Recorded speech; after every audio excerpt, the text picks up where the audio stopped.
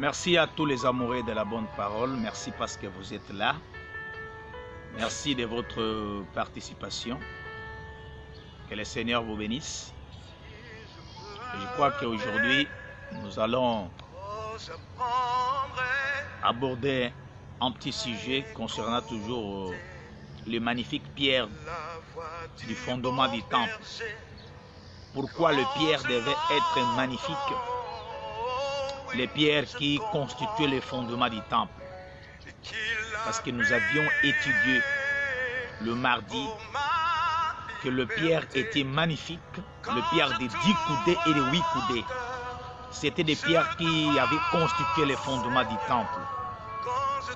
Mais pour aujourd'hui, jeudi 4 février 2021, nous allons étudier pourquoi ces pierres devaient être des pierres magnifiques. Partagez, je crois, massivement la vidéo.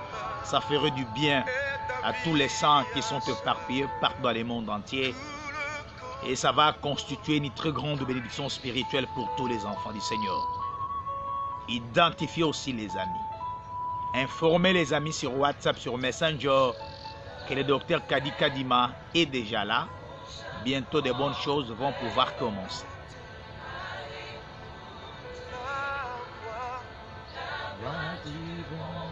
Je suis toujours à la rivière Njili. C'est mon fief. Là où je prends beaucoup de temps à la prière. Ces derniers temps, nous parlons beaucoup plus sur la doctrine qui est sainte. La sainte doctrine.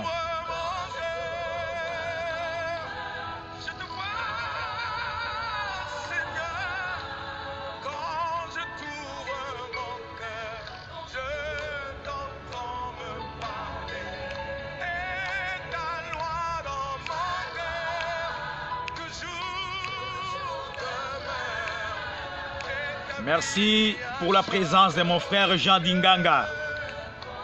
Didier Dinganga, soyez béni mon frère. Je vous aime tellement beaucoup. Partagez massivement la vidéo. Ce sera une très grande bénédiction pour tous les saints.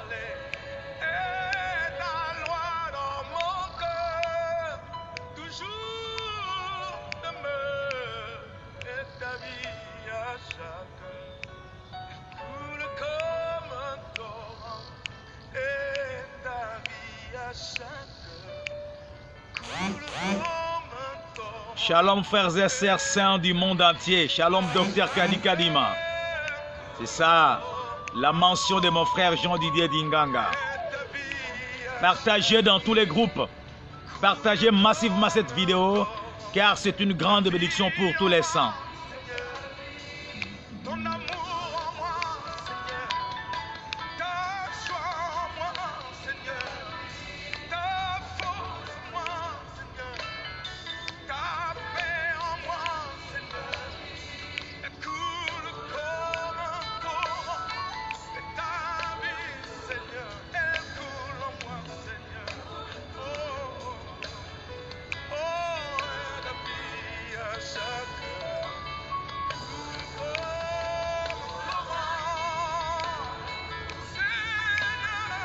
Que ta vie coule en nous, que ta vie, la vie du Seigneur, la vie du Saint-Esprit, la vie de la Sainte Doctrine coule dans nos veines, dans nos sangs, dans nos corps, partout, afin que nous puissions refléter l'image et la gloire de Christ.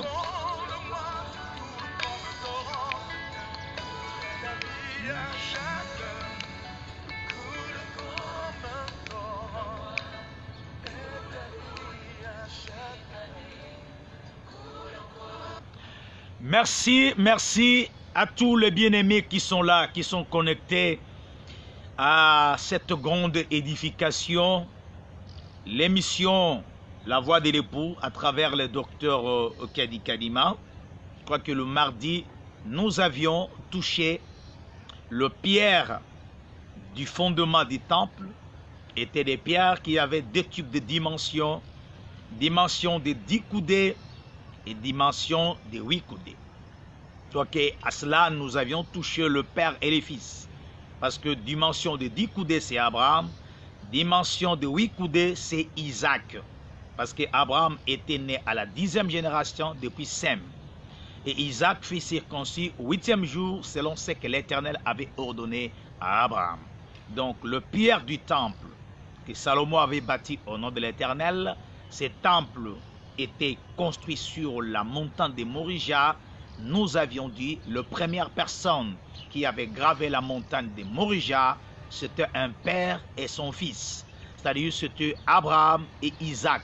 Voilà la raison pour laquelle Salomon, en bâtissant les temples, il a mis comme fondement 2 types de pierres, le pierre de 10 coudées et les pierres de 8 coudées. Nous avions dit 10 coudées, ça parle sur Abraham, 8 coudées, ça parle sur Isaac. Donc, en ce qui concerne les fondements de l'Église, nous devons avoir les 2 éléments, le Père et le Fils. Voilà la raison pour laquelle l'apôtre Jean avait dit, celui qui demeure dans cette doctrine a le Père et le Fils. Donc la Sainte Doctrine nous exige avoir le Père et le Fils. Alors nous avions dit qu'Abraham c'est le Père, Abraham c'est le Père de la foi. Lorsque nous voyons Isaac, nous voyons la circoncision qui a été effectuée au 8e jour. Donc la circoncision c'est la repentance, la conversion, le renoncement des œuvres mortes. Donc la doctrine du Christ va pouvoir commencer par la foi qui est Abraham, et le renoncement des œuvres mortes, c'est ça Isaac, le nombre 8. Donc parlant de pierres de 10 coudées et de pierres de 8 coudées, cela parle sur la foi et la repentance. Donc nous devons parler beaucoup plus sur la foi et la repentance. C'est ce qui va composer la doctrine de Christ. Et que le Seigneur bénisse mon bien-aimé Christian Atotila qui est là, avec tout le bien-aimé qui participe à cette émission. Je vous aime tellement beaucoup. Partagez massivement la vidéo. Que le Seigneur vous bénisse, paix et grâce dans vos familles. Alors aujourd'hui, nous allons parler pourquoi le pierre du fondement du temple devrait être de pierre magnifique. Je m'en vais vous lire ma première écriture. Je vais toucher cette écriture-là. Pourquoi le pierre du fondement du temple devait être de pierre magnifique. Je vais prendre d'abord ma première écriture. Je prends 1 Roi, le chapitre 5, le verset 17. 1 Roi 5, le verset 17. Le roi ordonna d'extraire ce que Babimisarasi a mabélé. Le roi qui avait ordonné, c'est le roi Salomon. Le roi ordonna d'extraire de grandes et magnifiques pierres de taille pour le fondement de la maison. 1 Roi 5, 17, le bien-aimé Jean Dinganga peut mettre la mention des Écritures.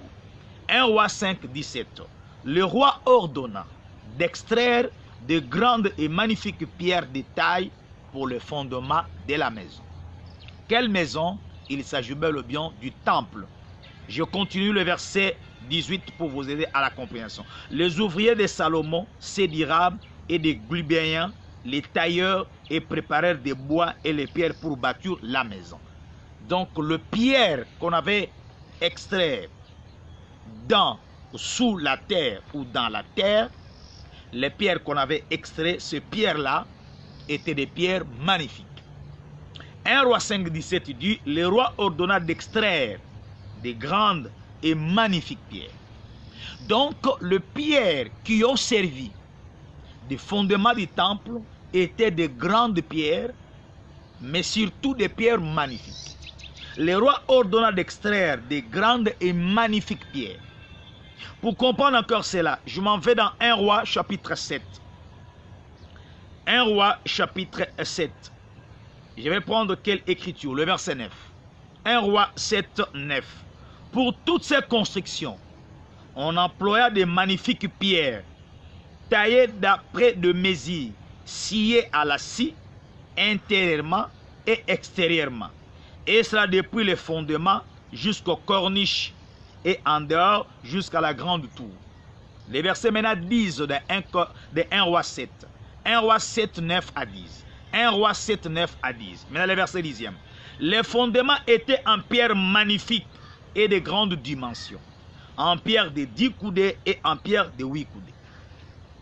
Aujourd'hui, nous étudions pourquoi les pierres du fondement du temple devraient être des pierres magnifiques. Cela n'est pas écrit en vain. C'est une écriture. Chaque écriture a une pensée qui a au sein d'elle une instruction pour le peuple de Dieu. On ne devrait pas mettre de n'importe quelle sorte de pierre. Mais ce pierre devait être de pierres magnifiques, de grandes pierres, le pierre des valeurs. Mes frères et sœurs, les fondements ne peut pas avoir de pierre sans valeur. Mais ce pierre-là était tout à fait de pierre magnifique. Écoutez-moi, frères et sœurs, vous qui nous suivez de partout. La question est celle-ci. Pourquoi ces pierres étaient de pierres magnifiques? Donc, si nous disons que le fondement du temple, aujourd'hui, c'est aussi le fondement de l'église. Parce que nous avions dit que le pierre ayant la dimension de 10 coudées et le pierre ayant la dimension de 8 coudées, ça parle sur le père et les fils. Parce que Abraham c'était le père, Isaac c'était les fils. Parce que c'était eux tous deux qui avaient gravé pour la première fois la montagne de Morija. Donc la montagne de Morija était la montagne du père et du fils. Voilà la raison pour laquelle, en ce qui concerne le fondement du temple, parce que le temple était bâti sur la montagne de Morija, le temple devait avoir deux dimensions sur le fondement. Dimension de pierre de 10 coudées, dimension de pierre de 8 coudées. 10 coudées pourquoi? Parce qu'Abraham était né à la 10e génération depuis Sem. Isaac fut circoncis 8e jour selon ce que l'Éternel avait ordonné à Abraham. Parce que j'avais dit qu'Abraham était circoncis, il avait 99 ans, mais Ismaël avait 13 ans. Mais alors que cette loi demandait que la circoncision devait se faire au 8e jour. Mais cela a été accompli correctement chez Isaac.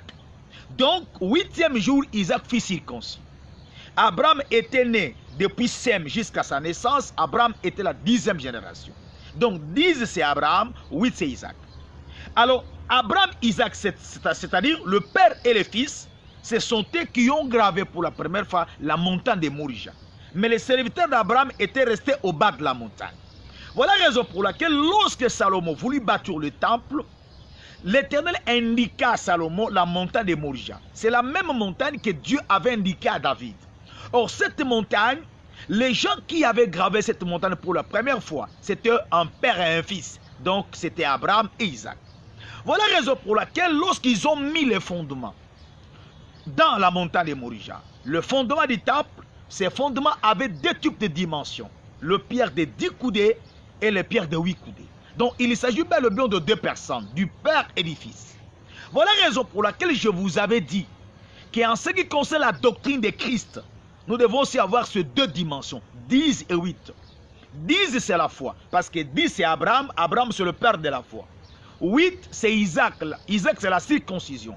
Alors que la circoncision c'est la repentance, la conversion, le renoncement des œuvres mortes. Donc la doctrine du Christ a pour base la foi et la repentance. Donc si dans nos églises, nous avons des gens qui n'ont pas passé par la foi et qui n'ont pas expérimenté le renoncement des œuvres mortes, je vous avais dit que le mardi, que notre travail est vain. Regardez, c'est-à-dire c'est la foi et la repentance qui donnent valeur à la sainte doctrine, qui donnent valeur à la doctrine de Christ. Voilà la raison pour laquelle l'apôtre Jean avait dit ceci dans 2 Jean, chapitre 1, le verset 9 et 10. Il dit, celui qui va plus loin ne demeure pas dans cette doctrine. 2 Jean, chapitre 1, le verset 9. Mais celui qui demeure dans cette doctrine a le Père et le Fils. Donc, alors que la doctrine, c'est le fondement.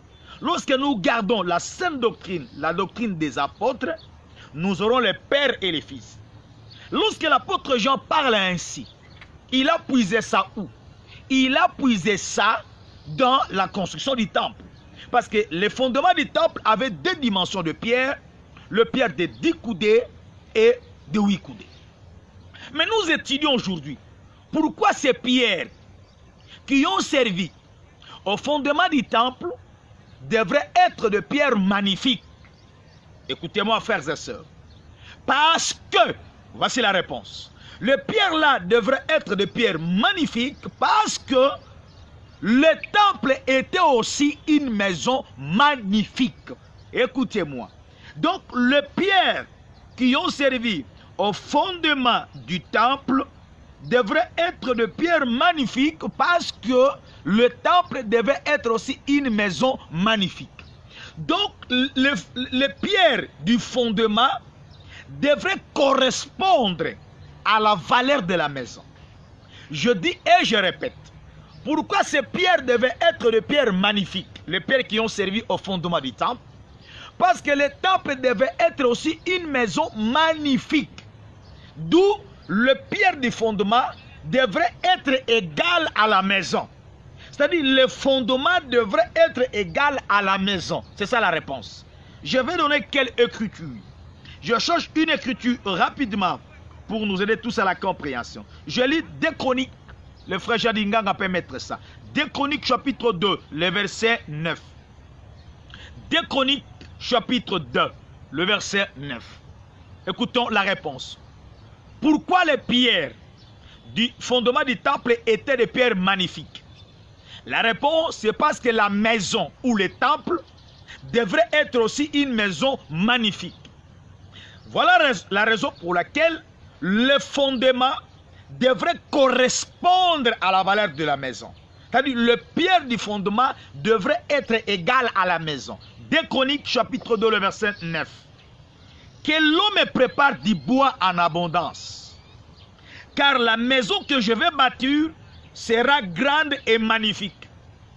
Ici, le roi Salomon demande au roi Hiram, le roi de Tyr, de pouvoir préparer pour lui du bois. Regardez. Car la maison que je vais bâtir sera grande et magnifique. Mais lorsque nous rentrons, écoutez-moi frères et sœurs, lorsque nous rentrons dans 1 roi, le chapitre 9, et le chapitre 5 plutôt, le chapitre 5, 1 roi 5, 17, 1 roi 5, 17, le roi ordonna d'extraire des grandes et magnifiques pierres de taille pour le fondement de la maison. Ici, le roi a ordonné qu'on puisse extraire des grandes et magnifiques pierres pour servir le fondement de la maison. Mais arrivé en 2 Chroniques chapitre 2, le verset 9, il va dire quoi? Que l'homme prépare du bois en abondance, car la maison que je vais bâtir sera grande et magnifique. Regardez, c'est-à-dire les pierres qui ont été magnifiques devraient répondre à la valeur de la maison magnifique. Parce que le temple était une maison magnifique, voilà la raison pour laquelle le pierre du fondement devait être aussi égal à la maison. Si le fondement est magnifique, la maison devrait être aussi une maison magnifique. Retenez-moi ça, soulignez ça. Je réponds. Si le pierre du fondement était le pierre magnifique, c'est parce que la maison qui est le temple, la maison elle-même devrait être aussi une maison magnifique. Écoutez, le fondement devrait être égal à la maison. Le fondement ne peut pas contredire la maison. Ou bien la maison ne peut pas contredire les fondements. Donc si nous avons, en ce qui concerne les fondements, le pierre magnifique, c'est parce que la maison de Dieu, qui est le temple, devrait être aussi une maison magnifique. Donc le fondement devrait être égal à la maison. Parce que la maison est un édifice. La maison est une élévation de pierre.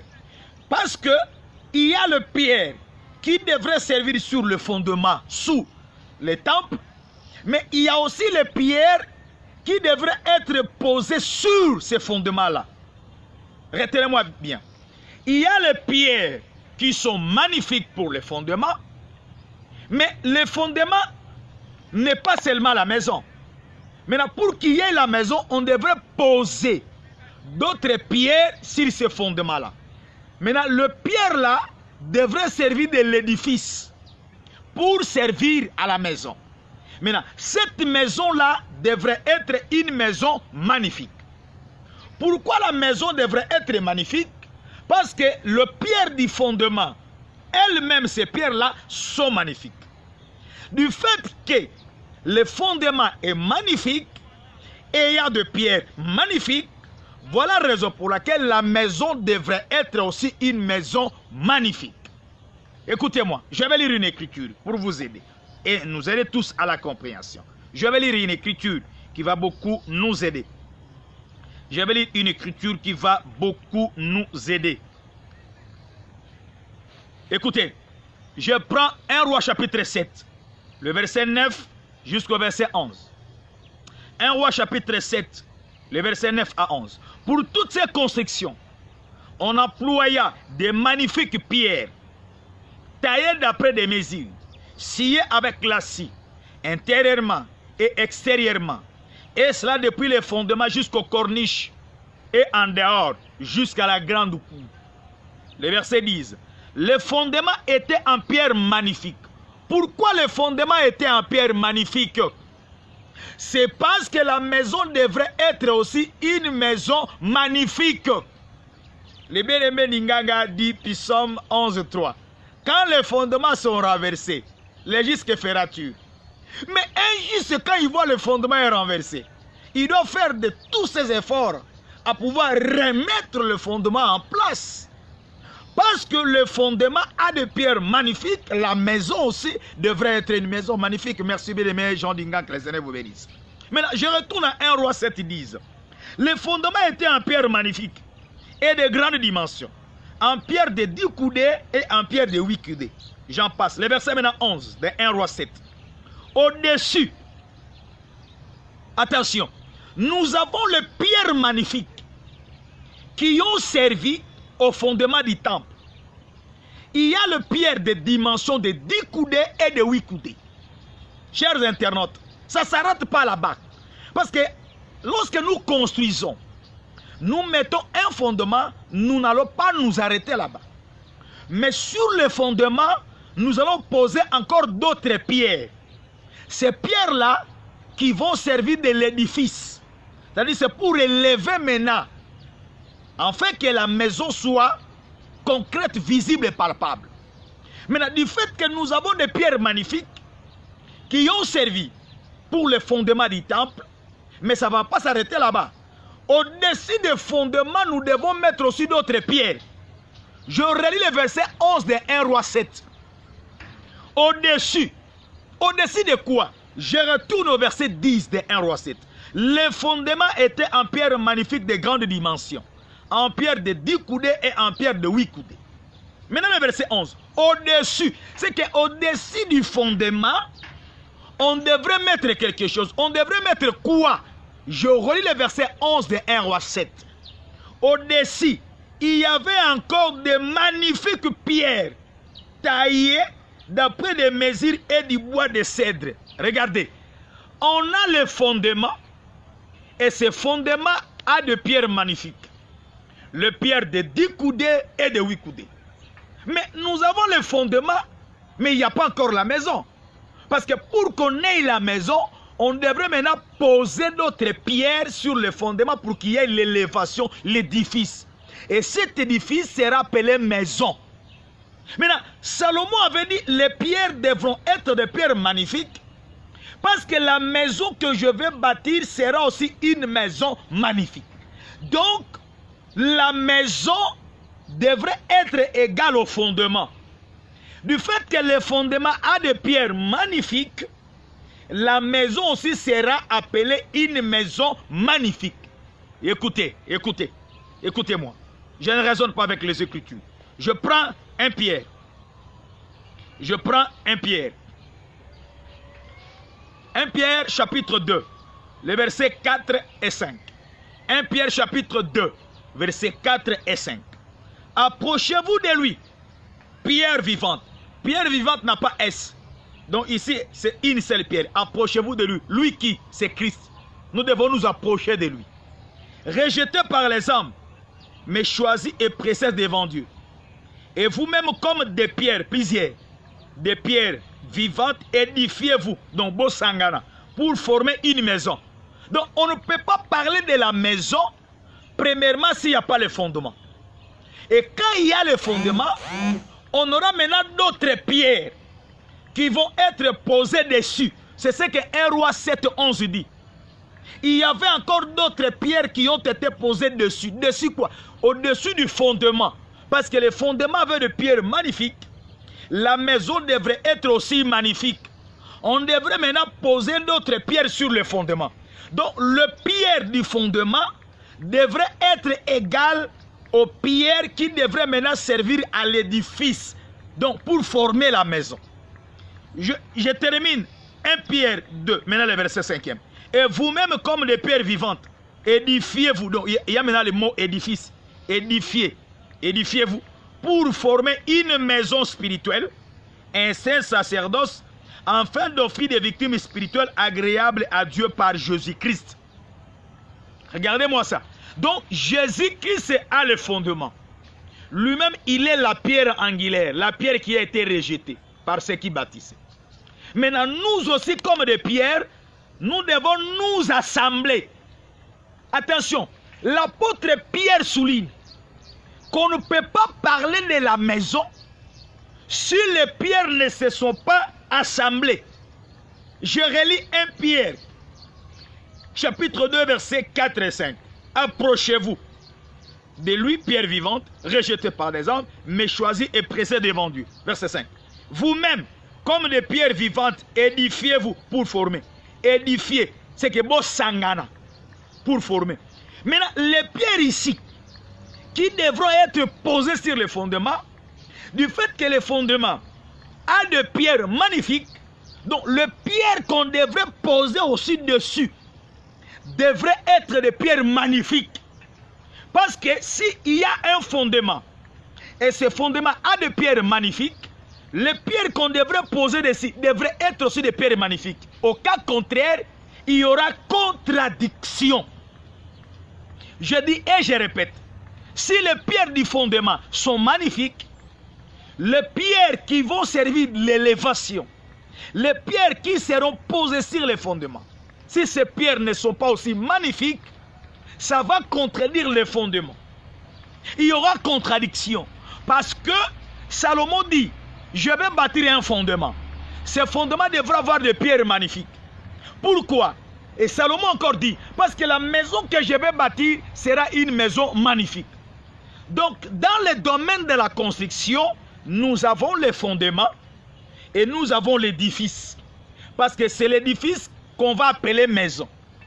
Mais si la maison n'a pas un bon fondement, lorsqu'il y aura les intempéries, les choses qui vont arriver, les intempéries, on peut avoir le soleil, on peut avoir le vent, on peut avoir la pluie.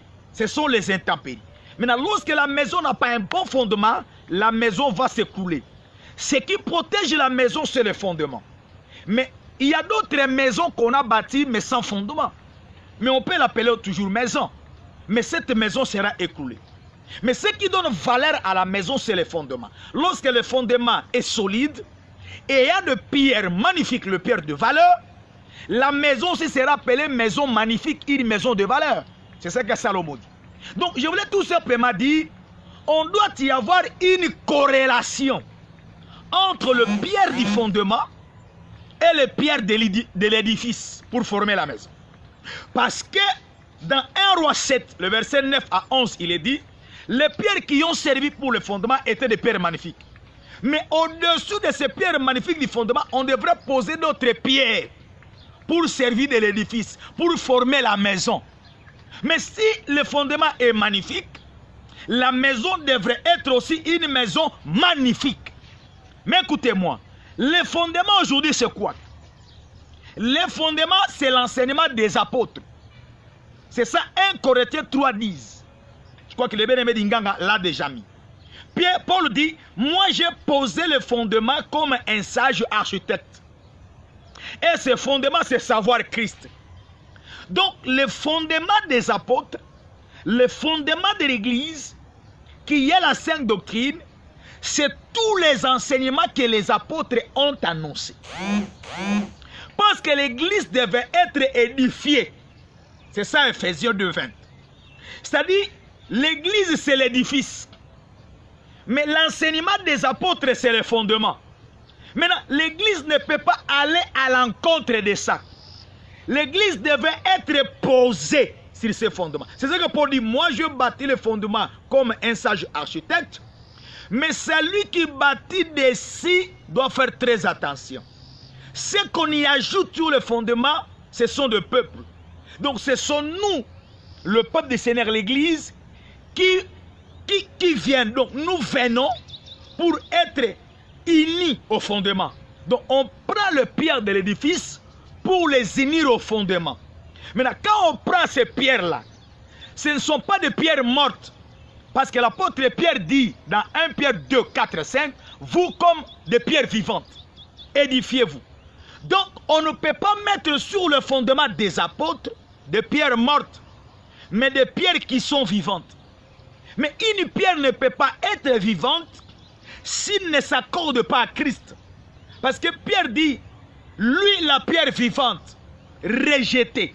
C'est-à-dire, du fait que Christ est vivant, nous aussi, sa femme, son épouse, son église, nous devons être aussi vivantes, donc une église vivante.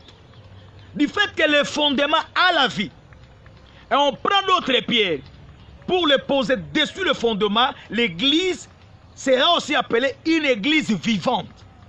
Cela voudrait dire quoi? Si les apôtres ont enseigné dans le fondement l'amour, nous devons aussi voir l'amour sur les pierres qui viennent s'ajouter sur le fondement. Parce que si le fondement a des pierres magnifiques, l'édifice devra avoir aussi des pierres magnifiques pour que la maison soit appelée une maison magnifique. Frères et sœurs, on ne peut pas vivre une contradiction entre le fondement et l'édifice. Parce que le fondement est magnifique, l'édifice devrait être aussi magnifique. Mais qu'est-ce que nous voyons aujourd'hui? Dans le fondement apostolique, on nous enseigne sur l'amour. Mais nous devons aussi vivre le même amour qui est dans le fondement sur l'édifice. Parce que les pierres sont magnifiques du fondement, les pierres de l'édifice devraient être aussi des pierres magnifiques. On nous a enseigné dans le fondement la prière, que les apôtres demeuraient dans la prière.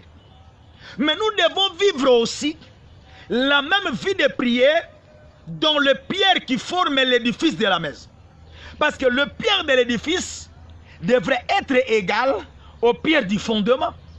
Du fait que le fondement a des pierres magnifiques, l'élévation du mur devrait avoir aussi des pierres magnifiques, afin que la maison soit appelée une maison magnifique. Je dis aux hommes de Dieu, cela n'importe où paix, au peuple du Seigneur, que nous donnons la connaissance du matin et au soir.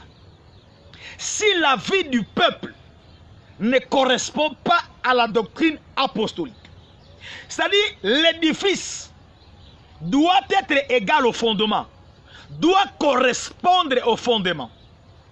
Quand le fondement parle sur la prière et le jeûne, de la paix kokila, c'est le fondement. Parce que nous avons vu ces modèles chez les apôtres. C'est-à-dire, dans le pierre qui vont former l'édifice de la maison, nous devons aussi voir ça. C'est-à-dire, la prière et les jeûnes qui sont dans le fondement, c'est la même prière et jeûne qui devrait être vue sur l'édifice pour former la maison. Chez les apôtres, il y avait la paix. On dit les apôtres vivaient dans la paix. Ils croissaient par l'assistance du Saint-Esprit. Nous devons aussi voir la même paix dans des pierres qui devront servir à l'édifice de la maison. Et mais pour former l'édifice, les pierres devront être unies. Du fait que nous avons au fondement de pierres magnifiques, à l'élévation, nous devons aussi avoir des pierres magnifiques. Et ces pierres-là, pour former l'édifice, on doit unir les pierres. De la manière qu'on met des briques. On prend une brique, on met ça, l'autre aussi on met. Une on met, l'autre on met au-dessus de l'autre, l'autre on met au-dessus, côte à côte, jusqu'à ce qu'il y ait le mur qu'on appelle édifice. Donc les pierres ne peuvent pas être unies si les pierres ne sont pas magnifiques et si les pierres ne correspondent pas aux pierres du fondement. Aux pierres du fondement, nous voyons la magnificence. ces pierres sont magnifiques. Aux pierres de l'élévation du mur, nous devons aussi vivre ou voir des pierres qui sont magnifiques. Écoutez, je vais lire une écriture. Je vais lire une écriture. Je vais lire une écriture. Je vais lire une écriture. Je vais lire une écriture. Écoutons. Écoutons ce que lui-même, Pierre va dire. Écoutons, l'apôtre Pierre va nous dire quelque chose. Je cherche cette écriture. Pierre va nous dire quelque chose. Pierre va dire quoi? Pierre, tu vas nous dire quoi? 2 Pierre chapitre 1, le verset 17. 2 Pierre 1, le verset 17. Car il a reçu du Dieu le Père honneur et gloire. Qui a reçu du Dieu le Père honneur et gloire, c'est Jésus. Il dit, car la gloire magnifique lui fit entendre une voix disant, celui-ci est mon fils bien-aimé, en qui j'ai mis toute mon affection. Verset 18. Nous avons entendu cette voix venant du ciel lorsque nous étions avec lui sur la montagne. C'était quelle montagne? La montagne de la transfiguration. Les apôtres aussi avaient entendu cette voix. La voix sur la montagne a dit à Christ, tu es mon fils. Ah bon? Donc sur la montagne de la transfiguration, il y avait un père et son fils. Mais lorsqu'il y a le père et le fils, nous devons vivre la magnificence. Il a reçu du père. Donc le père est lui-même magnifique. Et il donne cette magnificence à son fils. Il dit, lorsque nous étions avec lui sur la montagne, du fait que Dieu est magnifique, il prend cette magnificence, il la donne à son fils. C'est ce que Pierre dit dans 2 Pierre 1, 17. Car il a reçu du Dieu le Père honneur et gloire. Quand la gloire magnifique lui fit entendre une voix disant, celui-ci est mon fils bien-aimé à qui je mis toute mon affection. Pierre dit, et nous avons entendu cette voix venant du ciel lorsque nous étions avec lui sur la sainte montagne. Donc, sur la montagne de la transfiguration, nous voyons un père et son fils. Du fait que le Père, Dieu le Père est magnifique, il prend cette magnificence, il la donne à son fils. Donc, le fils aussi est magnifique. Maintenant, si le fils est magnifique, sa femme, son épouse, son église doit être aussi une église magnifique. On ne peut pas parler d'une église magnifique si les pierres qui constituent l'édifice posé sur les fondements, si ces pierres ne sont pas magnifiques. Du fait que le Père est magnifique, le Fils aussi est magnifique, c'est ce qui forme les fondements. Il a donné à son Fils cette magnificence, parce que Dieu lui-même est magnifique. Ah oui, je vais lire une écriture, Dieu lui-même est magnifique. L'Éternel est magnifique. Aujourd'hui, nous avons perdu cette magnificence. L'Église aujourd'hui est contraire à la doctrine. Nos assemblées d'aujourd'hui est contraire aux fondements posés par les apôtres. C'est-à-dire notre vie ne sont pas des vies magnifiques. Nos vies ne correspondent pas aux fondements posés par les apôtres. Du fait que dans les fondements, il y a la notion du Père et du Fils. Le Père est lui-même magnifique, le Fils est magnifique. Donc les pierres qui seront posées sur les fondements devraient être aussi des pierres magnifiques. C'est en ce moment-là que nous allons vivre l'unité. On ne peut pas parler de l'unité dans l'église si les pierres elles-mêmes ne sont pas magnifiques. Parce que ces pierres-là étaient magnifiques. On devrait unir l'une à l'autre, l'une sur l'autre. De la même manière qu'on met des briques. On prend cette brique, on la soude côte à côte avec l'autre brique. Et on ne peut pas l'autre brique, on peut mettre au-dessus de l'autre. C'est ce qui va former l'unité et l'édifice de la maison. Maintenant, on ne peut pas parler de l'unité dans l'église si les pierres là, qui vont former l'édifice de la maison ne sont pas elles-mêmes des pierres magnifiques. Écoutez, Dieu lui-même est magnifique. Exode 15, 11. Exode 15, 11. Qui est comme toi parmi les dieux? Nani akokenyo na kati ya banzambe? qui est comme toi, écoutez, parmi les dieux, ô Éternel, qui est comme toi magnifique en sainteté. Donc l'Éternel, il est magnifique en sainteté. Maintenant, il prend sa magnificence, il la donne à son fils. Du fait que le Père est magnifique, son fils aussi est magnifique. Maintenant, écoutez. Maintenant, la femme qui est l'Église, qui devrait être posée sur le fondement, la femme devrait être aussi magnifique. Parlant de la femme, je parlais de pierres qui seront posées sur le fondement. Parce que Paul dit, j'ai posé le fondement, savoir Christ, mais c'est lui qui bâtit dessus. Dessus, on pose d'autres pierres. Maintenant, quelles sont les pierres qui seront posées sur le fondement? C'est toi et moi. Regardez. Mais moi, pour que je sois posé sur le fondement magnifique, je dois être moi-même magnifique. Et lorsque nous sommes magnifiques, c'est en ce moment-là que nous serons soudés. Nous serons collés les uns aux autres pour former l'édifice, en fait, qui est la maison magnifique. L'église, c'est la maison de Dieu. Alors que la maison devrait être magnifique. Pourquoi la maison devrait être magnifique? C'est parce que nous avons aussi un fondement ayant des pierres magnifiques. Mais aujourd'hui, frères et sœurs, lorsque nous regardons nos assemblées, lorsque nous regardons nos églises, est-ce que ces églises-là sont-elles magnifiques? Lorsqu'il y a parmi nous la division, les hommes de Dieu n'arrivent pas à s'entendre. Posez-vous des questions. Sommes-nous réellement des pierres magnifiques?